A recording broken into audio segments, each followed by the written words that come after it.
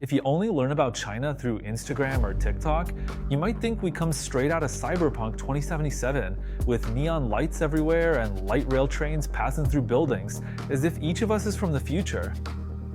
That's right, Shanghai and Chongqing are very cool. I like both cities too. But that's just the beauty filter version of China, only 1% of it. If you trust what the algorithm shows, you've been fooled. In reality, China is a huge, complex puzzle. The real China is more complicated, more chaotic, but also warmer and more human. Our land is so vast that if you fly from the east of China to the west, it's like flying from New York. It's like flying all the way to the Shire in The Lord of the Rings. So today, I want to show you an unfiltered, a bit schizophrenic, but also much more interesting China. First, let's talk about Sichuan. If the rest of China is sprinting on a fast-moving treadmill, Sichuan is the person sitting beside it, sipping tea and watching. Just think, this is the hometown of pandas. The mascot here is an animal that mostly just eats and sleeps. So do you really think people here feel a lot of pressure? We have a word for it, relaxed vibe. I think Sichuan people embody this perfectly. They don't even really care about making money. All they want to do is play mahjong, sip tea, and then go eat that insanely spicy hot pot that makes you question your life choices. So in this fast-paced society, I think Sichuan people have chosen to just take it easy and go with the flow. It's not just laziness, I think it's an art of living, and it's something that Chinese people really lack. Now let's shift the camera up north in China, to that place that's cold as hell.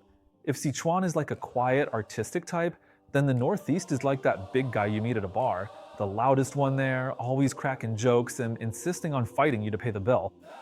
It's like China's version of Texas, but with a Russian winter thrown in. People there speak loudly and might look fierce, but that's really just their overflowing enthusiasm. It's really cold here. The winters can drop to -30, but people's hearts are warm. Northeasterners all have a social bug. The first time they meet you, they'll treat you like an old friend, inviting you to eat and drink and showing lots of care. And the food here, oh my god, if you order just one dish, the plate is bigger than your wash basin at home. There's none of that refined, artsy vibe here, it's all about pure happiness and carbs. Then we head to the southwest of China, my hometown, Yunnan. Oh my god, I absolutely love eating here. This place is China's bohemian paradise. If Shanghai is like an elite in China, dressed in a suit and working in finance on Wall Street, then Yunnan is like the artist who quit their job to become a hippie in California. In China, whenever someone gets tired of the 9-to-5 grind and wants to quit their job to wander, chances are they'll choose to go to Yunnan. Yunnan may not be as developed as the coastal cities of China. In fact, it's considered one of the poorest provinces in the country. But where I come from is one of the happiest places in China. In Yunnan, nobody cares about your KPIs or which big company you work for. All we want is to sing and dance, eat when we feel like it, and drink whenever we want. The philosophy here is simple, almost like what you call lying flat, but it's not laziness, it's the ultimate pursuit of happiness. The scenery where I'm from is so beautiful, it feels unreal.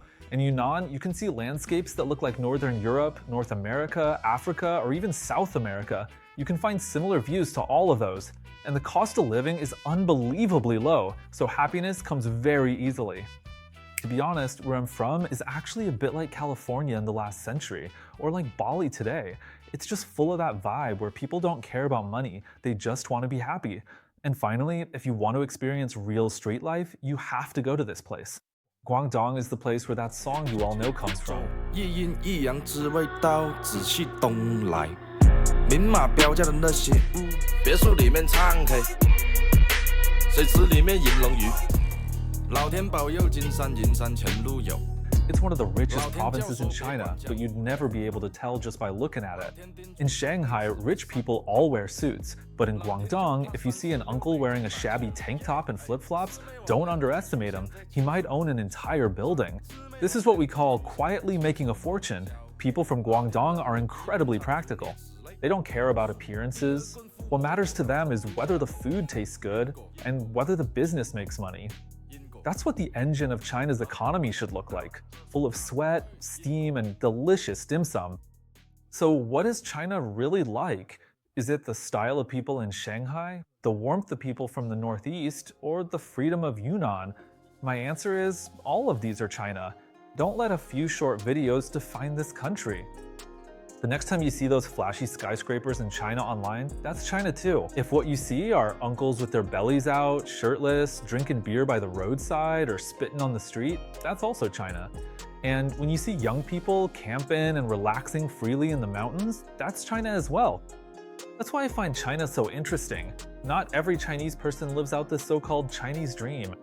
On this land, we have 1.4 billion different ways of living.